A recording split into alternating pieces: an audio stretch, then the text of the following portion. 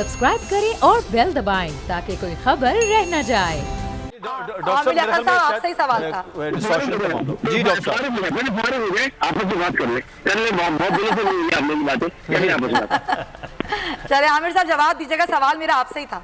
मैं आपको बताता हूँ, देखिए अल्लाह बिज़िक्रिल्लाहि तत्मइन्नुल कुलूब, इसका मतलब होता है कि अल्लाह के जिक्र से बेशक दिल इत्मीनान पाते हैं, कुलूब इत्मीनान पाते हैं। तो हम अल्लाह के जिक्र में मशगूल और मसरूफ है, हमारे दिल मुतमईन है। आपने पूछा मुतमईन इसलिए क्यों है, तो इसलिए मुतमईन है। दूसरी बात ये बात 2017 में अगर आपको जाए तो आपको मालूम होगा कि इलेक्शन कमीशन के जो रूल्स हैं वो चेंज हुए थे 2017 में। और 2017 में जो इंतखाबी कवानीन चेंज हुए थे उनके मुताबिक अगर कोई अपनी मनी ट्रेल नहीं देता है फॉरेन फंडिंग की, या वो ये नहीं बताता है कि डिक्लेयर नहीं करता है, तो फिर उसको पहले तो ये साबित करना पड़ेगा कि ये जो पैसा आया है ये मुल्की मफाद के खिलाफ इस्तेमाल हुआ है, मुल्की एजेंडे के खिलाफ इस्तेमाल हुआ है, या मुल्की सालमियत के खिलाफ इस्तेमाल हुआ। अगर ऐसा है तो फिर तो पूरी पार्टी और सरबराह और MLA और, लेकिन अगर ऐसा नहीं है तो फिर इसका 35% जो है वो हुकूमत सीज कर लेगी,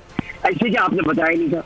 अब आप हमसे तो सवाल कर रही है, लेकिन सर हमें ये तो बता दीजिए, बहुत अदब के साथ सवाल मेरा है कि ये जो भारतीय चैनल्स पर मौलाना फजल रहमान के जलसों की कवरेज होती है और बड़े जबरदस्त तरीके से होती है, और अजीत कुमार दुअल भी उस पर जो है तबसरा करता है, तो ये मौलाना फजल रहमान को पैसा कहाँ से आ रहा है, उनकी फंडिंग कहाँ से हो रही है, कौन कर रहा है उनकी फंडिंग?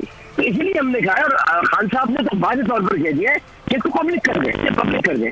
तो इसमें कोई दूसरी राय नहीं है कि हम कोई चीज को छुपा रहे हो, हम तो नहीं छुपा रहे, हम तो कह रहे पब्लिक कर दें। लेकिन अगर फॉरेन फंडिंग के मामले पर तहकीकात होगी तो फिर इंसाफ का तकाजा ये कहता है कि तमाम जमातें अपने अपने फॉरेन एसेट जो है, जो इनको बाहर से मिला है, जैसे मुराद जो बाहर से इनको फंड मिला है या जो बाहर से उनको इलेक्शन के लिए या पार्टी फंडिंग जो उनके साथ हुई है, वो भी जरा वाजे कर दे तो सभी वाजे हो जाए, ताकि ये पता चल जाए कि सिर्फ PTI को मुर्द इल्जाम में ठहराया जा रहा है, बल्कि ये और भी जमातें हैं जो बाहर से पैसे मिल रही है। लेकिन आमिर साहब, वजीर आजम ने खुद कहा था ना कि हमारे पास सबूत हैं किन किन मुमालिक ने फंडिंग की, इवन हमें फंडिंग की पेशकश की, वो नाम मैं नहीं बता सकता। आपके चैनल पर जिसमें मैं काम कर चुका हूँ, जो कि मेरा प्यारा चैनल है, इसमें काम कर चुका हूँ।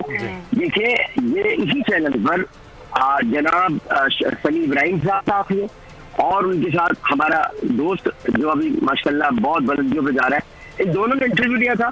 और इस इंटरव्यू में वजीर आजम ने साफ तौर पर बोल न्यूज को इंटरव्यू देते हुए कहा था कि पब्लिक कर दें, जी हाँ, ये सारा पब्लिक कर दें। जी हाँ। तो अब जब आप ही के चैनल पर वजीर आजम साहब ये कह चुके हैं और बोल एक यानी एक रिप्यूटेड चैनल है, कोई ऐसी चैनल नहीं है, एक रिप्यूटेड चैनल है, अगर वहां पर कह चुके हैं वजीर आजम तो बस ठीक है, पब्लिक कर दें। सही। अच्छा डॉक्टर साहब, यहाँ सवाल मैं भी यहाँ पे आपसे करना चाह रहा हूँ कि यहाँ एक तो मामला फॉरेन फंडिंग का है कि वो है नहीं है, उसके बारे में इलेक्शन कमीशन अब स्क्रूटनी कमेटी वो कर रही है तहकीकात, और उसके बाद जो भी फैसला आ जाएगा।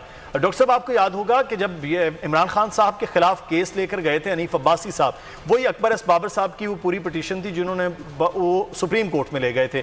सुप्रीम कोर्ट से फैसला आया था कि किसी भी जमात को हुकूमत बैन कर सकती है अगर वो ममनुआ फंडिंग में मुलव्विस है।